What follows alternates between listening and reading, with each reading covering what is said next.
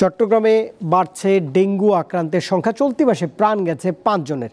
পরিস্থিতি বিবেচনায় সরকারি হাসপাতাল ও উপজেলা স্বাস্থ্য কমপ্লেক্সগুলোতে আলাদা ওয়ার্ড চালুর নির্দেশ দিয়েছেন সিভিল সার্জন।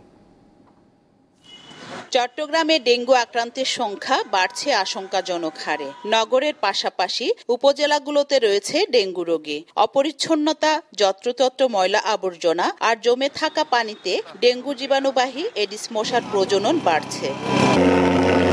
সাধারণত জুন জুলাই ডেঙ্গুর মৌসুম শুরু হয়, যা সেপ্টেম্বর অক্টোবর পর্যন্ত থাকে।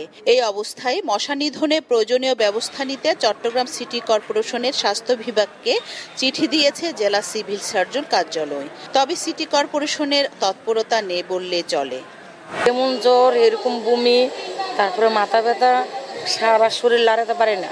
অনেক ময়লা ড্রেনে অনেক ময়লা থাকে। এই ড্রেনিং বিশ্ব পানি হলে সব রাস্তাঘাট তলিয়ে যায়। অপরিষ্কার কারণে এরকম সমস্যা দেখা দিচ্ছে। মশা অনেক, বৃষ্টি পড়ার কারণে মশার উপদ্রবটা একটু বেড়ে গেছে। এখন সিটি কর্পোরেশনের দায়িত্বশীল যিনারা আছেন, এনারা সেদিকে যদি একটু সুদৃষ্টি না দেয়। সিভিল সার্জন জানান, থেমে থেমে বৃষ্টির কারণে ডেঙ্গুর প্রকোপ বেড়েছে।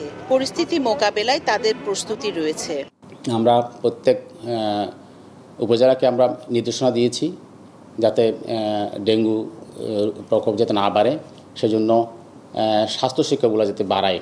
গত সপ্তাহে এই সপ্তাহে কিন্তু ডেঙ্গু বাড়তেছে। ওয়ান স্টপ ইমার্জেন্সি ক্রাইসিস 24 ঘন্টা চালু আছে। ওখানে আমাদের ট্রেন্ড আপ চিকিৎসকরা আছে, ওখানে আপনারা যে কোনো সময় আসতে পারেন।